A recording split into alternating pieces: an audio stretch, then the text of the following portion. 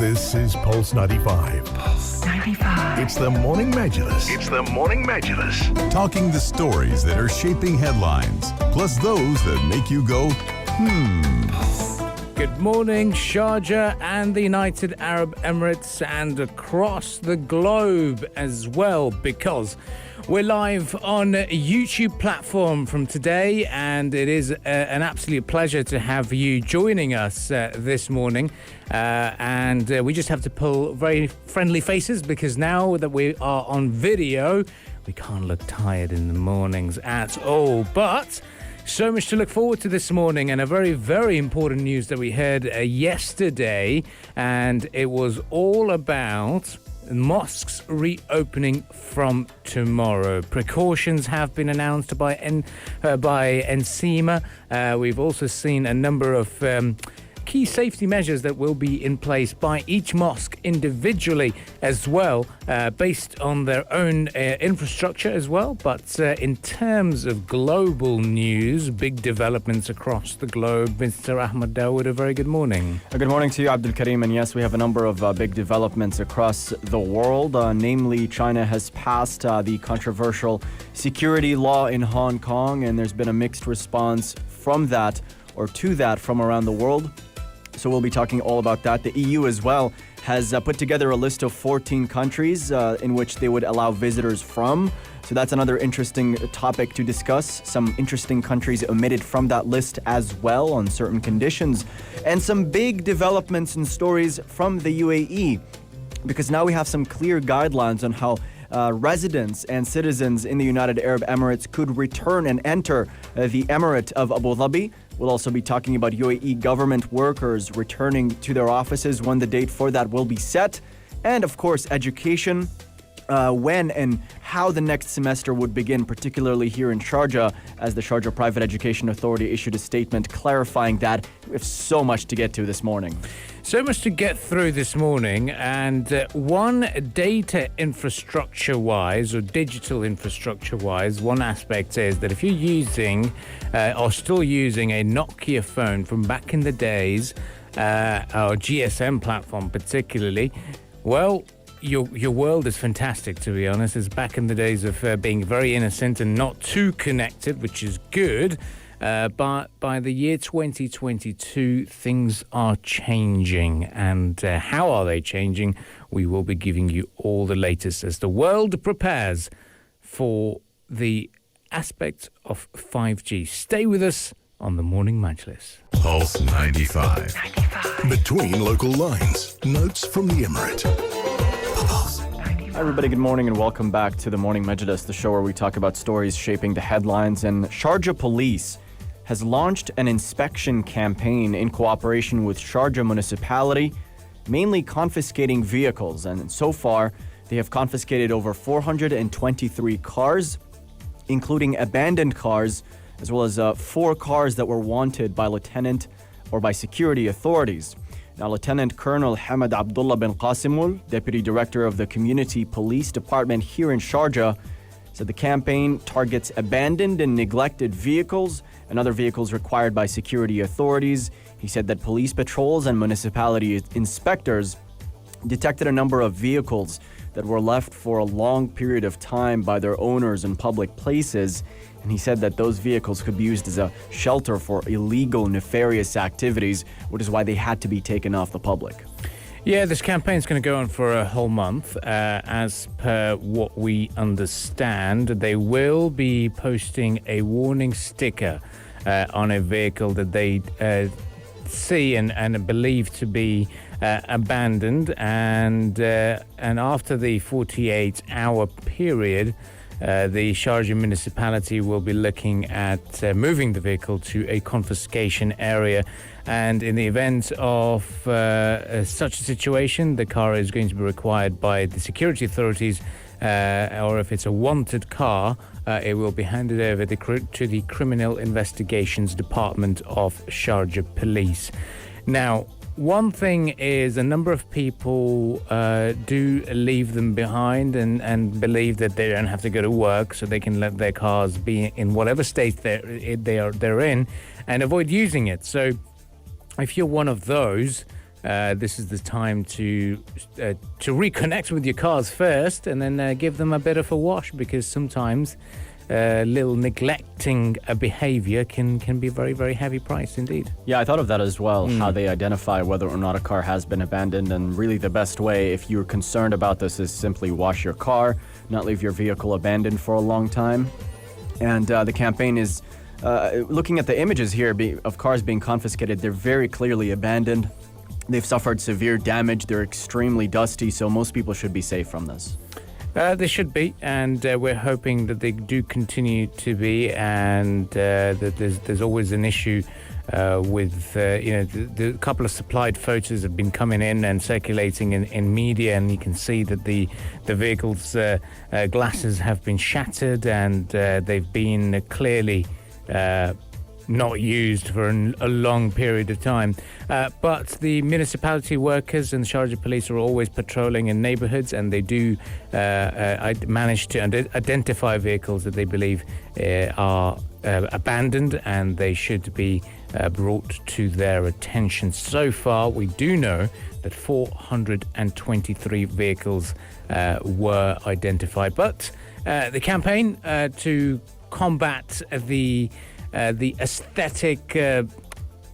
aesthetics of the city and the neighborhoods is because of being ruined by the presence of such vehicles.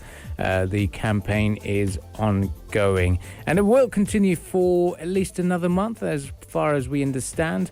And if you're one of those owners who hasn't used the vehicles for a very long time, maybe because you were stranded abroad, you never know, then it's best to maintain your cars and give it a little bit of a wash and a bit of a drive around the neighborhood as well. Well, stay with us on the Morning Majlis. There's lots to get through. Up next, we'll be talking about another massive Sharjah update, so do stay tuned to the station. And if you'd like to get involved in the discussions, then do get involved by texting us on 4215. Pulse 95. Between local lines. Notes from the Emirate. Pulse 95. Yes, and we've got big notes from the Emirate of Sharjah. In particular, we are seeing a launch or a development towards a new social security fund and or social solidarity fund for employees of the Ministry of Interior, and that's about using the Faza program, which provides a package of competitive services of high quality so far. And this was after an MOU was signed between Sharjah municipalities and the Agriculture Affairs Department of Sharjah. And it is going to be a very interesting program, and it's all about making sure that the employees are happy and also keeping the motivation levels up. So MOU was signed yesterday by very notable personalities. Yes, absolutely. So in essence, this Faza initiative is by the Ministry of Interior, the Social Solidarity Fund for employees of that ministry. And the beneficiary here is the Sharjah Municipalities and Agriculture Affairs Department. So in essence, their employees would benefit from this program. And what it is they offer a number of services and benefits to members who usually pay a monthly subscription. Such benefits include offers and discounts, car insurance, and various medical services as well. And the two departments signed a memorandum of understanding pledging that the department's employees at the Sharjah Municipalities and Agriculture Affairs Department would benefit from this program and from those benefits and be able to access that wide range of services. Yep, and it's going to be a wide range of services in health, education and entertainment fields, which will also enhance, as they say, the purchasing power and an increased benefit for them and their families. It is all about discounts, and it comes, what they say, the card came within the concern to root and instill the concepts of giving and social solidarity, and nothing better than happy employees at your workplace. So this is going to be a good news for the Sharjah government employees there, and we shall be keeping you posted about the big developments. But one question that we're asking all of you is Your thoughts on the reopening of mosques across the nation. Tomorrow onwards, there's going to be new rules and new regulations for people to be offering their prayers at the mosques. And they've been shut, in fact, since the 16th of March. And after almost over 3.5 months, big development has taken place. So do get involved on the text lines. 4215. We'll be right back after the world of business news, and we shall continue the discussions from there on. Stay tuned to the Morning Majlis, only on Pulse 95. Pulse 95. Between local lines. Notes from the Emirate. Hi everybody, good morning and welcome back to the program. And we're talking mosques here, as following a virtual press briefing by the National Crisis and Emergency Management Authority, they said the UAE will reopen mosques and other places of worship at 30% capacity. This is set to begin tomorrow. They made some clarifications here. They said Friday prayers will remain suspended. They also said that mosques in industrial areas, in labor camps, in shopping malls, and public parks will remain closed until further notice. But now, mosques will not reopen the same way they used to be. There will be a number of guidelines and measures taken to ensure the public's safety. Yes, and the reason is because we've also seen the increase in the number of new cases. 449 was the figure announced yesterday. And we're looking at safety measures enforced for the mosques. It was yesterday during the press briefing that Dr. Saif Al-Dhahiri, the spokesperson for the National Authority for Emergency, Crisis and Disaster Management, NCEMA, made the announcement.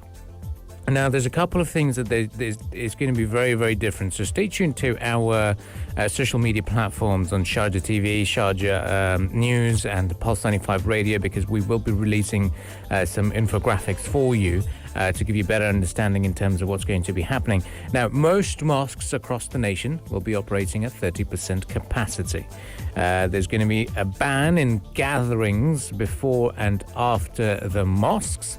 As part of one of the recent announcements that we had come across, particularly from local governments, was that mosques will be open for 20 minutes. So it will be right before the adhan, and then the prayers will begin immediately after that. And upon the conclusion of the prayers, the mosques will then be closed.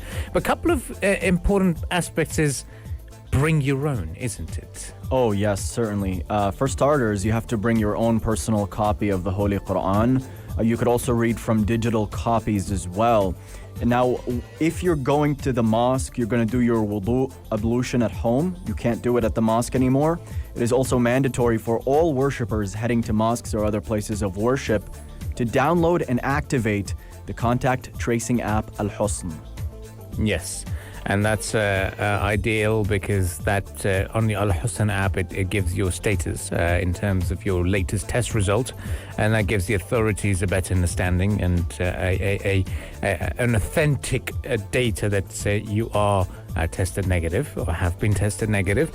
And the other aspect for that is obviously tracing, and if you've come in close contact with other potential cases or positive cases, which may put you at risk and also put others at risk around you inside the mosques. One aspect is that children, there will be some age restrictions. If senior citizens would be advised not to be visiting these mosques, or people with potential or chronic illnesses as well. And if you have for sure come in close contact, and if you are showing any form of symptoms of coronavirus, then it is also your own responsibility. And this is one of the reasons why we have this national campaign. We are all responsible for you to avoid going to the mosques. But now, one aspect, Mr. Ahmed Dawood, is the biggest gatherings that used to happen on Fridays. That will remain suspended. Absolutely, that will definitely remain suspended. Authorities will also enforce social distancing measures at the mosque, so worshippers must maintain a distance of 3 meters. No handshakes are allowed, and vulnerable groups and categories, children under the age of 12 as well, people with chronic diseases, they're advised not to go to these places of worship. So that's what we have so far, guidelines that are imposed to ensure the public safety and all measures being taken at mosques as they reopen in the country. But yes, to reiterate, not all mosques will be reopening. So the shopping mall mosques, labor camp mosques, those will not reopen for now. Well, that's a little important update for you. And if you are planning on going to these mosques, then do get involved on the text lines 4215 and let us know of your thoughts and plans of going over. And it is very important that we make sure that we're all safe and ensure the safety of ourselves and our surroundings as well. Well, stay with us on the Morning Majlis, continue the discussions, and do get involved on the text lines 4215 for you to have your say. This is Pulse 95, and today it's going to be Ahmed Dawood and myself, Abdul Karim Hanif, keeping you updated and informed, and also keeping you entertained throughout the day. This is the Morning Majlis. Join the conversation with the Morning Majlis, Pulse 95. Well, big announcement by the UAE. The Telecommunications Regulatory Authority has announced the shutdown of the 2G network GSM in the UAE. They said this would take place at the end of 2022 and that the UAE would instead direct its resources to 5G and support new generations of mobile networks. Now, the Telecommunications Regulatory Authority also stated that UAE service providers will provide all means of support to groups that may be affected by the 2G shutdown. And we have a comment here on the subject by the TRA Director General Hamad Ubaid al-Mansouri, saying that we have witnessed the level of development in mobile networks where generations have progressed from the first to the fifth generation that many countries in the world have implemented on the ground, with the UAE at the forefront as the first in the Arab region and the fourth in the world to launch and use 5G.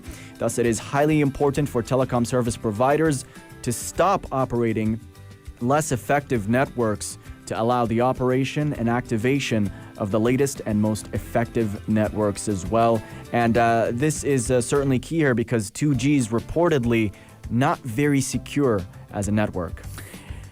Not really, and we back in the days, really, that's what it was. Shout out to all of you who still use a Nokia phone. You must be using a retro radio to listen to us as well. But one good thing was some of those phones did have a radio frequency, so you could tune in to us through those phones. But one thing is that they really were handy phones indeed, and a number of countries have already started moving on to the world of fifth generation.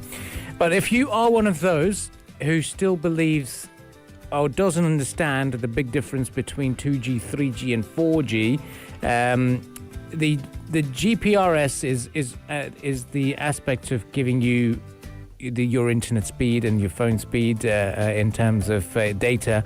So if you've got E or even G on your phone as one of those alphabets or numbers appearing in the top of your or top right hand corner of your phone, depending on which phone you have, then yes, you are in 2G. But if you get H plus or even 3G, then you're obviously on 3G. But 4G is what's widely used here in the United Arab Emirates. There's some key pocket areas that use 5G network, but they're there. But what incredible phones they used to be. They did. They were incredible phones, but they were pretty old phones as well. 2G is pretty old technology. It was created in 1991. And it was created at a time where they didn't consider a number of risk scenarios to protect the users. But as the years have gone by, the vulnerabilities of 2G were exposed. It uses weak encryption between the tower and the device, making it easy for an attacker to intercept calls or spoof text messages. And they can even do this passively. The second problem as well is there's no authentication from the tower to the phone, meaning that anyone can impersonate a real 2G tower and your phone would suffer as a result. So there were just too many holes in its security, and we're stepping things up here in the UAE, moving to 5G. But we look at 2G as well. Typically around the world, it's used in rural places and poorer places. But we're in a country where technology is moving at a rapid pace, and a lot of people are being left behind here. I don't think a lot of people are using 2G at the moment. I've actually come across quite a number of them. Oh yeah? I have, particularly here in, let's say, industrial areas. I've come across amongst the labour workforce who still believe that the 2G phones are the way to go. Absolutely, you're right. Yeah, and they're the best, because a lot of them don't prefer the iPhones and the other phones, because there's some senior members in those groups. But one thing is, I'd like to know from our listeners what type of phones or what model number was their first phone. Do you remember yours, Mr. Ahmed Dawood? It was a Motorola, but I don't remember which model. It was a flip phone. Flip phones are amazing. I miss them. Was it a flip Razr by any chance? Because that was the big No, thing, mine right? was way older than that. I got it when I was a lot younger. Yes. So it was one of those black and white flip phones. What about you? Mine was a Nokia 6110. It had the antenna, and it was a very, very classic phone, one of the very first few ones. And then I moved on to one of those smaller versions. The double 310 was, or 3310, most people would remember that as. That was the phone. That was the most successful phone of back in the days. And let us know on the text lines 4215 what was yours as we prepare for the world of news headlines. But one thing that we do miss about them is their durability, and it was all about their shapes. Stay tuned to Pulse 95. It's the Morning Majlis. It's the Morning Majlis. Hi everybody, good morning and welcome back to the Morning Majlis, the show where we talk about stories shaping the headlines. It's me, Ahmed Dawood, with Abdul Karim Hanif, and we have a lot of developments to talk about this morning. Pretty big announcements, in fact, made on the east side of the world, as Hong Kong national security law has been unanimously passed by China. And this has drawn the ire of those in the West, in particular, the United States. We'll talk about why this is so controversial, the state of protests in Hong Kong, and when this is set to take place, what it entails, what it says about geopolitics as well. And we have many more developments from the country here in the United Arab Emirates as well. Yeah, big developments. Of course, the mosques have reopened, or in fact, they'll be reopening from tomorrow. But today they will be doing the final preparation, final sterilization, final briefing for their staff to make sure that the 30% capacity and the limitations are in place. And yesterday we heard another massive announcement, and that came about traveling to the nation's capital, Abu Dhabi. It's been 3 weeks since travel restrictions have been in place, but now there is a little bit of an ease. However, it might be costly, it might be a little bit more time consuming, because a new update has emerged that you have to be filling or be fitting in one of the set criteria that they have for you to return. So residents can go and visit the nation's capital.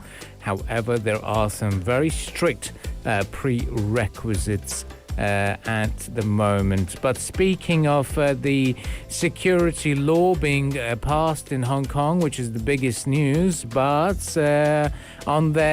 for them on their western front, things are looking a little bit heated, Mr. Ahmed Dawood. Yeah, things are looking heated in the western front indeed, and we have a number of stories to tackle those aspects. We'll talk about some tech stories as well. We've got Amazon paying a certain number of bonuses to frontline workers. We'll talk about why they're committing to this gesture, and as well as the state of e-commerce amid the coronavirus pandemic.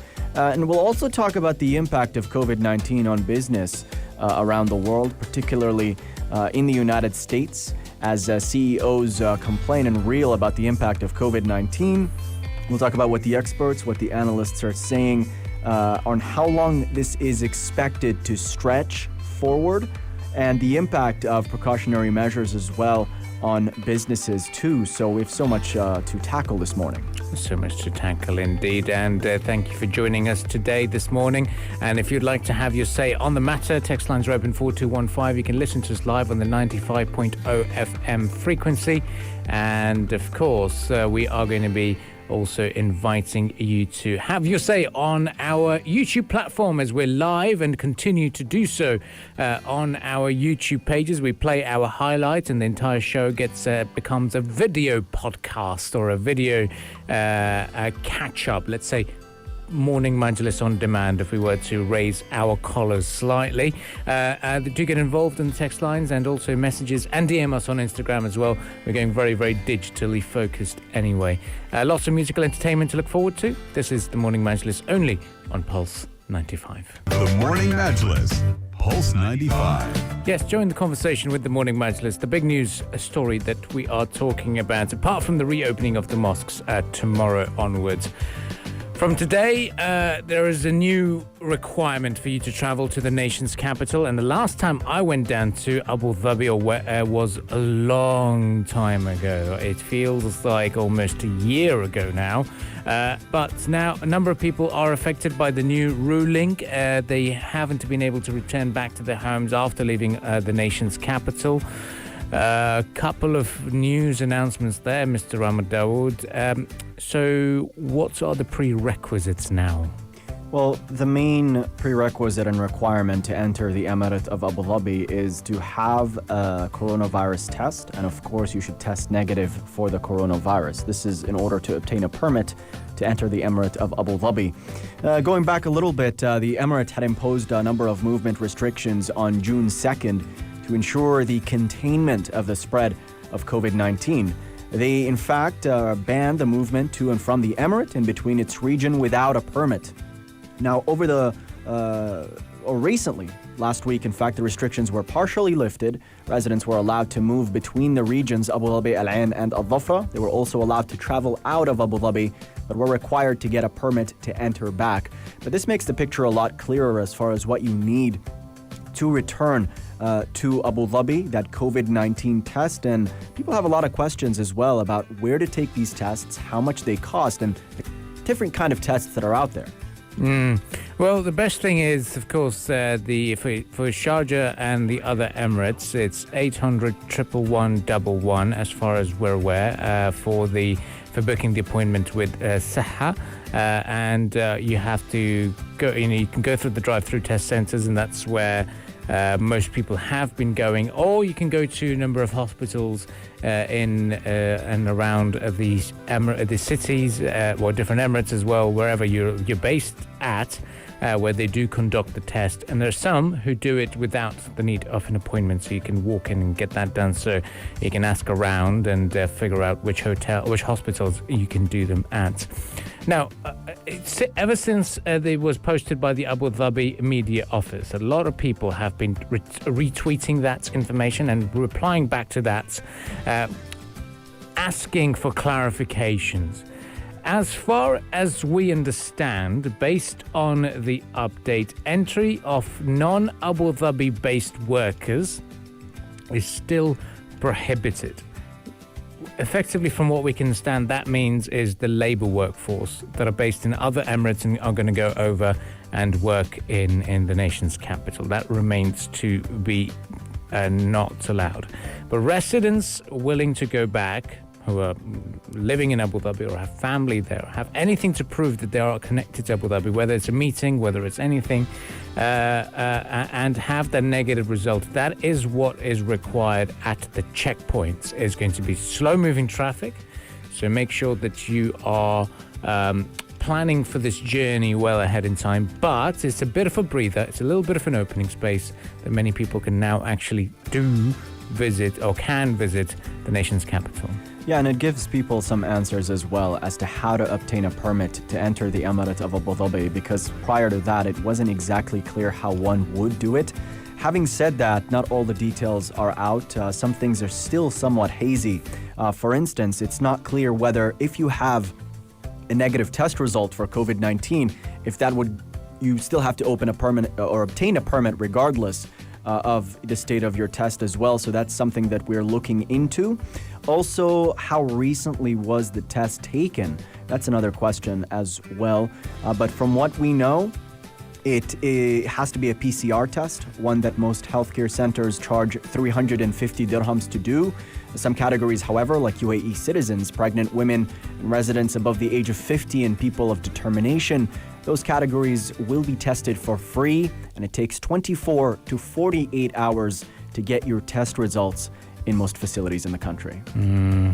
It's going to be very interesting to see, and a lot of people have also been voicing their opinion about getting rejected and not getting through the checkpoints, and some are even saying, how about a testing center, drive-through testing center on the border, so that you can drive through the checkpoints without any hassle or issues.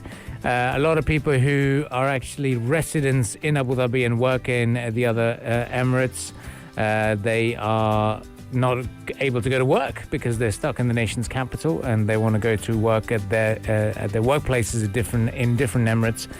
So it is going to be interesting to see how it prevails today. And if you are one of those who are tuning on to Pulse 95 and have been able to get through the checkpoints to Abu Dhabi, do get involved on the text lines 4215, DM us on Pulse 95 Radio, or even comment on our live stream of the YouTube on the YouTube platform of our show, and let us know how the experience was. One thing is that certainly a lot of people and a lot of residents would be listening to these updates and still have concerns about the situation. Absolutely. And those listening and who have concerns about the situation may ask us at 4215 as we relay the latest updates and developments given by the UAE government on the state of lockdowns and precautionary measures taken here in Sharjah and around the UAE at whole. Yes, of course. And once they look at that tweet, there'll be only one question popping up on their minds, and it will be, what do you mean? The Morning Majlis, Pulse 95. Hi everybody, good morning and welcome back to the Morning Majlis as we discuss tensions between the world's two most populous countries, China and India. Two countries with the planet's biggest military forces have been at a fierce conflict for weeks at a highly contested border. And as part of the dispute recently, we've had a savage brawl between Indian and Chinese forces. This occurred in the Galwan River Valley in Ladakh, a disputed region, and it has left at least 20 Indian soldiers dead. Both countries exchanged blame over their responsibility for the fighting, for territory, or what they each say is an encroachment on territory that belongs to them. And now, recently, we've seen a number of comments made, jingoistic and hawkish voices in both countries expressing defiance, aggression, a willingness to step things up. And recently, we've had Modi, in fact, the Prime Minister of India, embrace that rhetoric. Yes, he's had that, and there is a lot of nationalism at the moment emerging from India. There's a lot of calls for boycott China. In fact, in India, they banned TikTok and 20 other apps in a retaliation against China. There is a lot of thoughts and a lot of comments coming up, and especially Twitter warriors having a go at the BJP government of Narendra Modi, Prime Minister Narendra Modi, about not being hard enough on the Chinese situation. But what we do know as so far in terms of recent updates, India has deployed T-90 tanks in the Galwan Valley after what they describe as China's aggressive posturing at the LAC, which is the line of actual control. But in terms of Modi's reaction, he is very, very adamant about coming up and said that India has given a befitting response to those who dared to eye her territory in Ladakh. And India knows how to maintain relationships, but it can give an apt reply. So it's slightly a hardline approach taken there as well. Yes, absolutely. A hardline approach indeed. A number of experts weighing in on the situation, saying there has been a change in the status quo. The Chinese army is also establishing new positions in areas where it didn't have them earlier. So we can certainly see that there's been a buildup on both sides despite talks continuing, which adds to the tension in the situation. And experts say from the looks of it, it will be protracted. To elaborate on what happened here, the site of the clash, it's on the de facto border called the Line of Actual Control between India and China. And they share that border, which is more than 3,400 kilometers long, but they have overlapping territorial claims.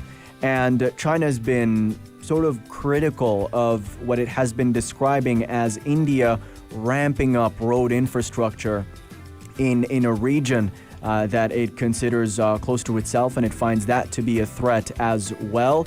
And India is saying that China is encroaching in its own territory and escalating violence and tensions as well.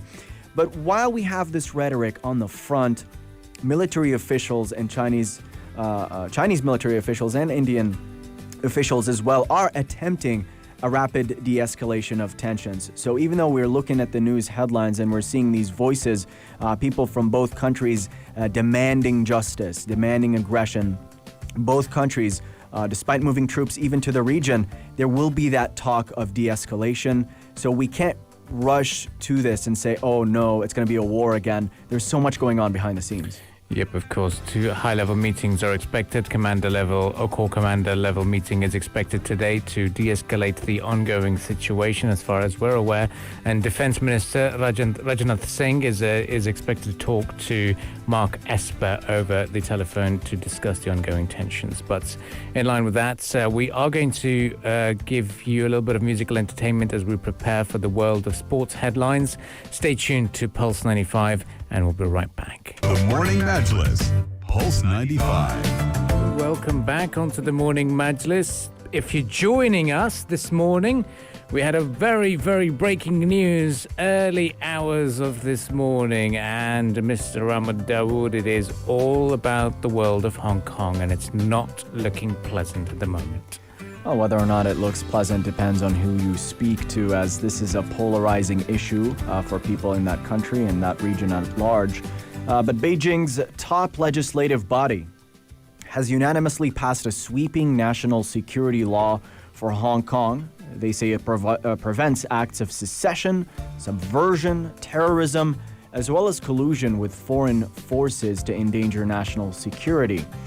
Looking further at the law, it is expected to carry a maximum penalty of life in jail for offenders.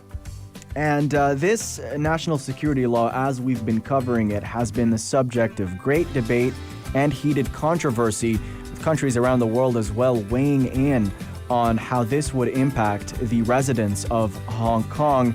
A major criticism here is that it would impede their sense of freedom. And to break it all down, I mean, we have to understand the nature of Hong Kong, its relationship to China, and further developments as well. And we'll certainly be discussing that. But this law is set to go live tomorrow on July 1st. China's not officially confirmed the law has been passed yet, have they? Is that this situation? And obviously this new National Security Office would be dealing with the cases that emerge.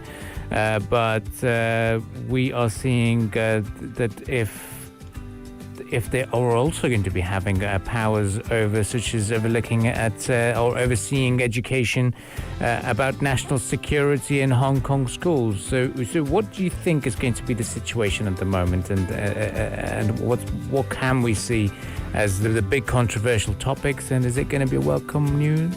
Well, the thing about the law so far is, as far as every detail of the law is concerned, those haven't been released yet. Mm-hmm. What we know is that later today, possibly, it will be released on China's news agency Xinhua, so there will be more revealed on it. The terms that have been described are somewhat vague when you talk about sedition, for instance, or compromising national security. What does that entail? What acts does that entail? Is it speaking a certain way or talking to certain people?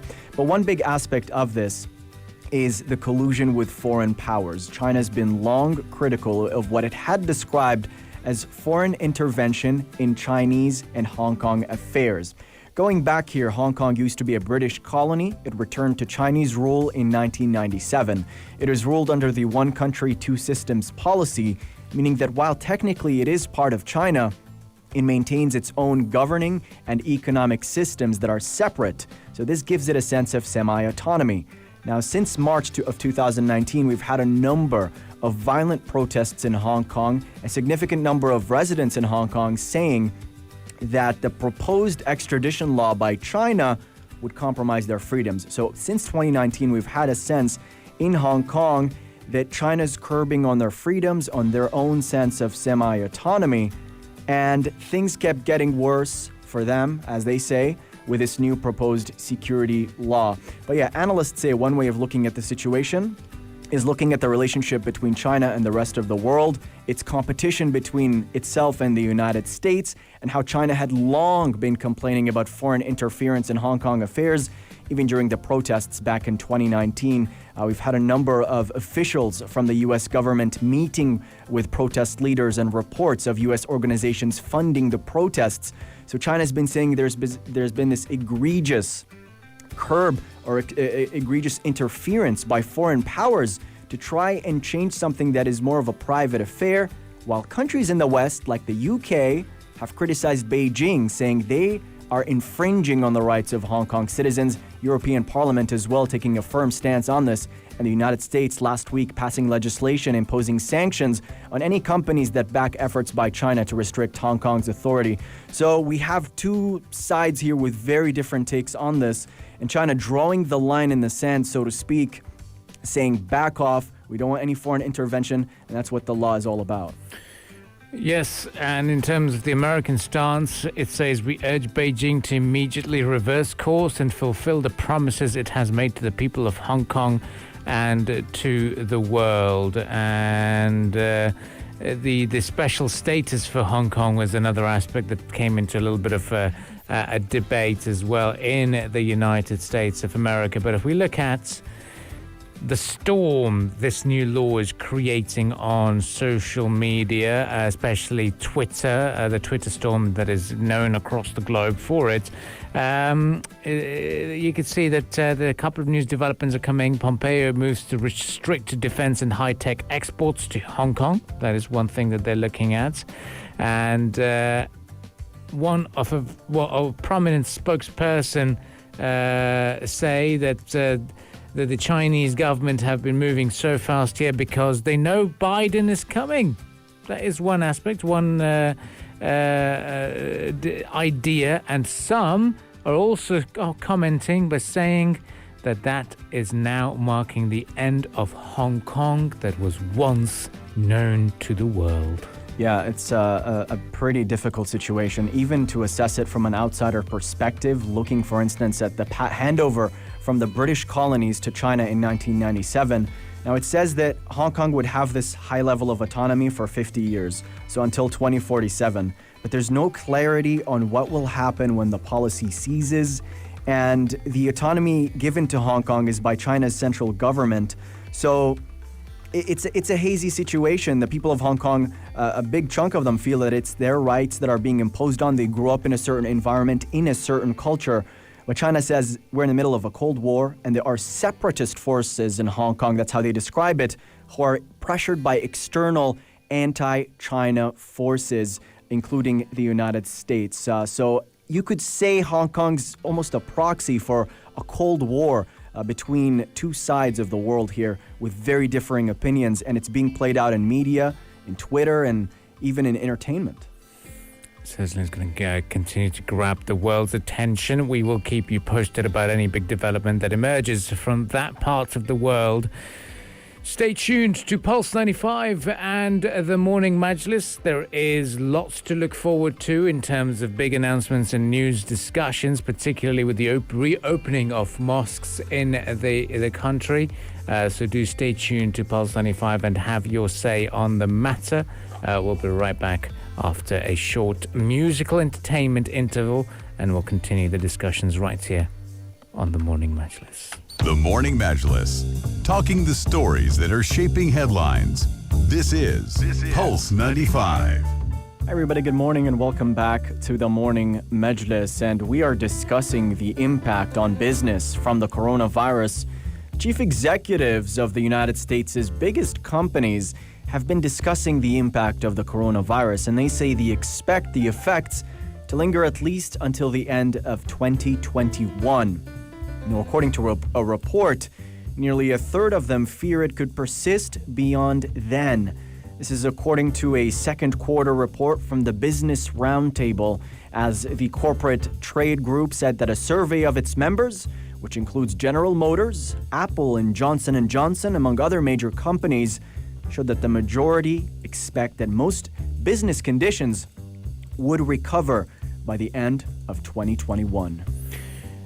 That's a long time. 27% expect the recovery to stretch beyond next year, and we look at the percentage. It is described as a very sizable percentage, and they're uncertain about how the economic climate remains, as the US is also battling a health disaster. And there are hopes in the US that it is on its way to recovery after fears and lockdown orders had jolted the economy over the last few months. And the Business Roundtable report referred to growing infection rates, saying that the new cases suggest the need for broader adoption of safety measures and for public officials to re-examine their reopening plans to ensure widespread use of face masks. Some CEOs have acted before local governments, such as closing the big stores that could be potentially be hotspots, isn't it? Yeah, absolutely. And that would definitely put a dent on your bottom line. But it's not just stores as well. When we look at governments imposing lockdowns and movement restrictions, that puts a major dent on businesses, on spending, on the outlook for an economy as a whole. And the biggest concern here is that we still don't know where we're at. So even when cases are plummeting, that's an example, we don't know when they might emerge again, how they might spread, what measures the government would take, and all of that would have an impact on the outlook of a business in the future. But the United States in particular is at a critical time. They are going through a surge in cases, and when we look at numbers emerging due to testing constraints, due to a number of other reasons, the numbers are a bit delayed and laggy. And we've had a wave of protests recently in the United States, mass gatherings across the board, and we're seeing the effects of that. So we can't say the United States is out of the water. We don't know how long that would take, but they are reading the situation, given the current variables, and examining how to move forward. And they all expressed a positive stance on maintaining the safety of their employees, their customers, and the communities they serve. And they also urged lawmakers at the federal, state, and local levels to coordinate to control the spread of the virus. So they're putting public health as the main priority here before even talking about businesses and their outlook. One thing is that the world is responding to this growing concerns of the pandemic. India has announced that 2 states, Maharashtra and Tamil Nadu, they've gone back into lockdown as the entire country battles against the rising infections. Lockdown in Victoria in Australia, famous city of Melbourne. That is where more situations are emerging. But there was a big announcement also by the World Health Organization saying that the worst could still be to come, or could still be around, as the worst is yet to come. Alarming signs indeed. Yeah, alarming signs indeed, and that's what the World Health Organization has been warning, looking at the state of the pandemic around the world. And if you look at certain continents, for instance, South America, we're seeing a number of major clusters emerge. WHO head Tedros Adhanom Ghebreyesus saying that the virus would infect many more people if the governments did not start to implement the right policies. We're having this discussion as more than 10 million cases have been recorded worldwide since the coronavirus emerged late last year. The virus is also affecting South Asia and Africa, the WHO saying it is not expected to peak until the end of July, so brace for that storm as well. Brace for another little bit of a storm. Another worrying aspect is scientists in China have identified a new strain of flu that has the potential to become a pandemic. It is firstly seen in animals, carried by a select animal, and it can infect humans.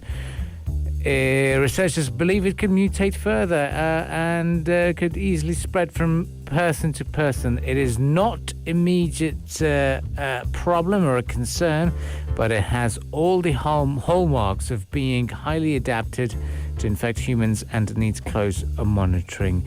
And that is another worrying stark thing. Reminder that we're always at risk of the new emergence of a virus at any moment, and that people should be mindful of the way they interact with farmed animals, and because they are acting as a source of important pandemic viruses. So it'll be interesting to see there's science behind it. Nothing to be too concerned about. No need to panic. We'll be following the situation as it develops. Yep, Morning Majlis will keep you posted throughout the morning, and another topical discussion that we've got lined up for you is the world of schools. Are you happy about going back to school? Are you looking forward to the start of the new academic calendar with children still being involved or being taken to children still going to schools and working from there? Do you think you'll be comfortable? Do you think it will be something to share your opinion about with your friends and family as well? And is it going to be a living room conversation? Stay tuned to Pulse 95. We'll be right back after the news headlines, and the Morning Majlis will keep you posted, updated, as well as entertained, not only on the airwaves across the nation, but also on our YouTube platform. We're live. Our videos are live. If you'd like to see our happy faces, then do get involved on the YouTube page as well. We'll be right back after a short interval. It's the Morning Majlis. It's the Morning Majlis. Talking the stories that are shaping headlines, plus those that make you go, Hello, good morning, Sharjah and the United Arab Emirates and across the globe. We are live not only on the airwaves across the nation, but also on our YouTube platform. We're streaming live, so if you'd like to catch up with the discussions, of course you can stream us live in terms of just audio, and that can be done on our website, pulse95radio.com, but now you can have a visual experience.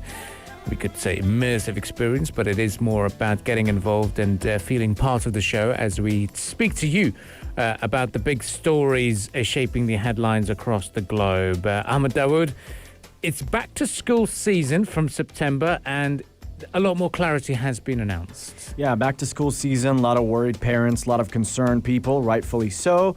But the Sharjah Private Education Authority has made a number of announcements on the return to school next year and the preventative measures and requirements involved. So stay tuned to the Morning Majlis as we relay that to you. It's going to be a lot to take in because they are all-encompassing changes, not just within the school as well, but even school buses, and we cannot wait to relay that to you. Yep, of course, we'll give you that. So it's all about schools. It's all about the school buses, back of the bus, front of the bus, wherever you are. And it is going to be very interesting. But a lot of people have been joining this debate on the Morning Majlis, as well as Yellow Home, about how they're going to fare with the new developments. So do get involved on the text lines 4215 or DM us on Pulse 95 Radio to join in the conversation. Mosques have reopened across the nation. We have talked about it, and if you would like to know more about it, then drop us a text to see how things are going. But Formula One is going to pay a bit of a tribute to Black Lives Matter movement. How they're going to be doing that? Is it just going to be some branding on their shirts? Is it going to be something that they'll be probably delivering as a talk at some point? But we never know. Well, on the Morning Majlis, we'll break it down for you in terms of how they are planning to to mark and to pay tribute to those measures. Stay tuned to Pulse 95. We'll be right back after some musical entertainment, and we'll keep you posted throughout the morning. The Morning Majlis, talking the stories that are shaping headlines. This is Pulse 95. Hi everybody, good morning and welcome back to the Morning Majlis. A big gesture by the UAE as it donated more than 1,000 tons of personal protective equipment and medical and food aid in the fight against the COVID-19 pandemic. This should benefit more than 1 million medical workers. Yes, it will. And Reem bint Ibrahim Al Hashmi, the Minister of State of International Cooperation, said that since its very founding, the UAE has pursued bonds of friendly cooperation and solidarity with other countries, believing the nations must set aside their differences in favor of unity and for the greater good of mankind. Today's milestone of assisting 1 million healthcare workers affirms the UAE's commitment towards extending a hand of cooperation to the world, regardless of the religion, race, or ideology of the recipients. And it is part of this big fight against the spread of COVID-19.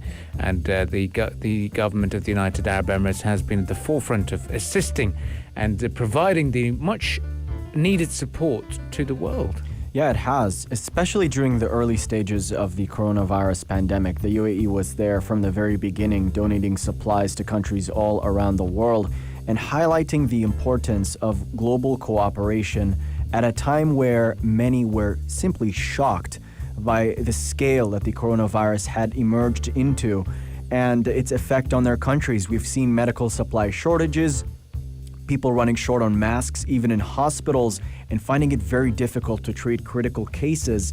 But that's why the UAE from the get-go has been donating supplies all around the world. Looking at the countries it had provided assistance to during this time of need, it includes Italy, China, the UK, Pakistan, Brazil, Yemen, among others as well. And it has partnered with numerous international organizations to boost the effectiveness of its COVID-19 assistance as well. Yep, of course, and they are going to be continuing the supports, and the UAE also took part in the Global Pledging Conference, which was hosted by the European leaders to raise 7.5 billion euros to discover, produce, and distribute a vaccine for COVID-19. We've seen that they were currently working. The team G42 is also currently working with a number of Chinese pharmaceutical firms as well, to help develop that virus, and they're expecting that by the end of the year there will be some big breakthrough as the world continues and keeps up with this battle against the spread of COVID-19 as well. Well, do get involved on the text lines 4215, because up next we're now going to be talking about the world of education and how that is set to be changing for the time being, because come September, a number of schools have announced that they will be going back to the education mode. If you're happy with that, or if you are still worried about sending your children to schools, get involved on the discussions, and you can do that on the text lines 4215. Pulse 95. Between local lines, notes from the Emirate. Pulse 95. Hello and welcome back onto the Morning Majlis, and a very warm welcome to all our listeners as well as viewers on our social media platform YouTube, where we are streaming our shows live. All of our content, music and shows will be live from now on. But another thing that will be live from now on is schools in September. All private schools in Sharjah will reopen in the next academic year, Ahmed Dawood. Yeah, that's the big announcement by the Sharjah Private Education Authority, saying that students can resume their studying next year in all private schools here in Sharjah. And they made it clear that a number of preventative controls and requirements will be issued to maintain the safety of students and teachers in the premises. Now, the decision to resume studies during the next academic season comes with a number of precautions and follow-ups to recent development. And the person who spoke about this is the chairperson of the Sharjah Private Education Authority, Her Excellency, Dr. Muhadditha Al-Hashmi, saying that the decision reflects the ability and standing of the state or the standing of the state in facing crisis. And she said that the commission will communicate directly with all private schools and a number of entities as well to ensure that precautionary measures are properly implemented in those educational institutions. And they've provided a number of guidelines here to clarify what those precautions exactly entail. Yeah, and those precautions have been approved by the federal government, and most important of them is the measuring of the temperatures, body temperatures, and it includes the teams, the students, the faculty as well. There's going to be physical distancing procedures approved by the relevant health authorities of the country. And they're going to be reducing capacity in the classroom. They'll work towards sterilizing the buildings of different buildings or even departments, whether it's laboratories, classrooms, and that's going to be done on a regular basis according to the recommendations of the National Emergency and Crisis and Disasters Management Authority. So it is going to be a lot of important aspects that need to be worked on, and there's going to be a systematic plan in place now. There will be, absolutely, especially when it comes to the state of the premises within, who is allowed to enter schools. And we'll be talking as well later on in the show about buses and what schools will be doing about buses in terms of capacity and in terms of measures taken prior to the student entering the school bus as well. So stay tuned to the Morning Majlis as we discuss that development. Now, the chairman of the Sharjah, or chairperson of the Sharjah Private Education Authority, also called for investing all available spaces and facilities and offering innovative solutions to serve the goal of maintaining the students' safety.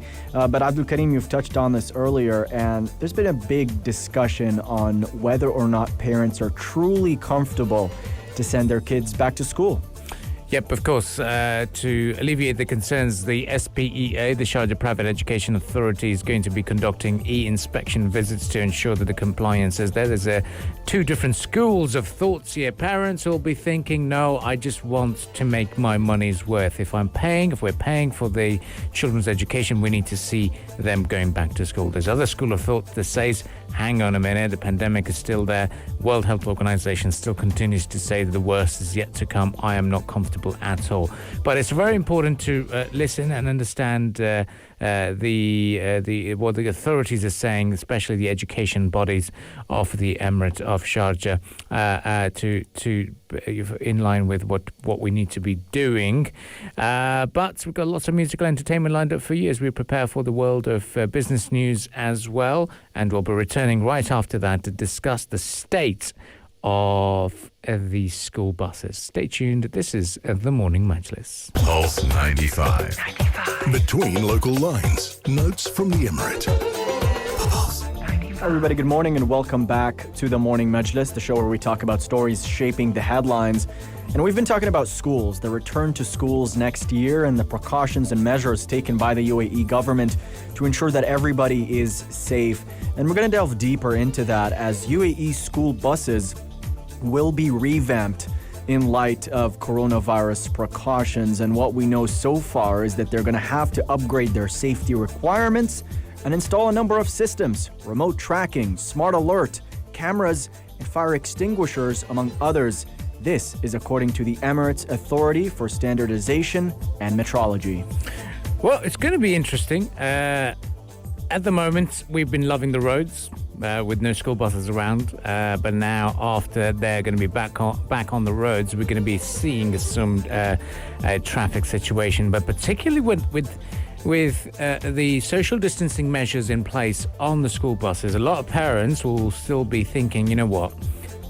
I do not want my child. I'm happy with my child going back to school, but not in an enclosed environment such as a school bus as well. So that means going to be a lot of parents going to be dropping their children off at school. how are the schools going to manage the traffic buildup in and around those compounds is also going to be a matter of concern. And it will be very interesting to see. So if you're a parent, get involved on the text lines 4215 to have your say and let us know about your thoughts on having school buses socially distanced, and if you're going to be very comfortable with having them as well. Absolutely. Let us know and join that conversation. It's interesting, the measures taken here. According to the Sharjah Private Education Authority, they say that buses in Sharjah would be at 30% capacity to ensure optimal distancing between the students. And the slew of safety measures being implemented in buses don't strictly target coronavirus preventing measures. In fact, there are a number of detectors and smart alert AI-driven systems to alert drivers and supervisors if any students are left behind in the bus as well. New safety standards also require school buses to provide a safety system for fuel tanks and protecting it with a solid metal cover. A speed limiter will be imposed in school buses to guarantee that the maximum speed of the bus would not exceed 80 kilometers per hour.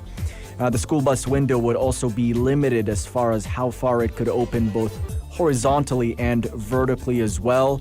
And there will be a manual mechanism for opening the doors from the outside should any emergencies arise.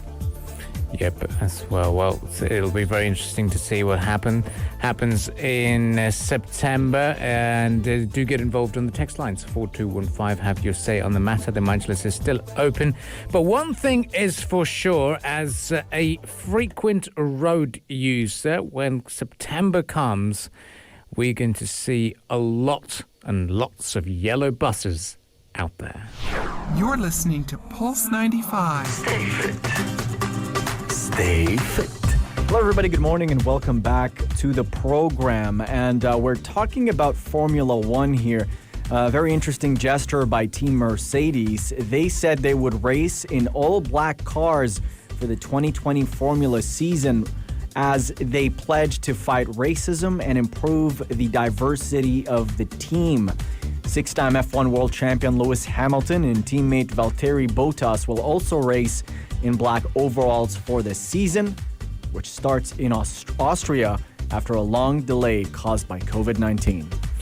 Yes, and it's very interesting to see how they've done it. And Mercedes F1 have said just 3% of their workforce identity as belonging to minority ethnic groups, and only 12% of their employees are women. So it was a very important statement for them to say that they're willing to change. This lack of diversity shows that we need to find new approaches to attract talent from many areas of our society that we do not currently reach out to. Mercedes F1 team principal Toto Wolff said that racism and discrimination have no place in our society, our sports, our team, and that is the core belief at Mercedes as well. And this is going to be very interesting. But do you think this is going to be a little bit of a strong statement for having black cars out and about on the roads? Well, these cars look beautiful for starters, but certainly a big statement here on inclusion in sports, and we've seen other teams do it as well, particularly in football, as the conversation grows louder about inclusivity and diversity in sports, and people are growing their awareness on their inherent biases. Even if they did something unintentionally, it could have negative consequences as far as the way they treat other people. Recently, we've seen a study on bias in commentating football, and it stated that there is, in fact, a racial bias in football. And this is according to a study on 80 televised European League games, including the Premier League. They said players with a lighter skin tone were praised more often for their intelligence and work ethic, while when it came to those of African descent, the focus was on their physical characteristics and athleticism. So with these studies emerging, with more teams taking a stand, with the conversation growing louder, we're set to have a major shift in the way we look at sports, the way we play sports, and the way we treat our fellow human beings. It's such a breakthrough moment with the George Floyd incident is it's really brought everything into the limelight. Something that was, yes, talked about, say no to racism, say no to this and that. It was always talked about, but it was never implemented. We've seen a number of commentators being sacked for really uncalled for remarks, believing they're off air. And being caught. A couple of linesmen and lineswomen have also been in a bit of in hot water for it.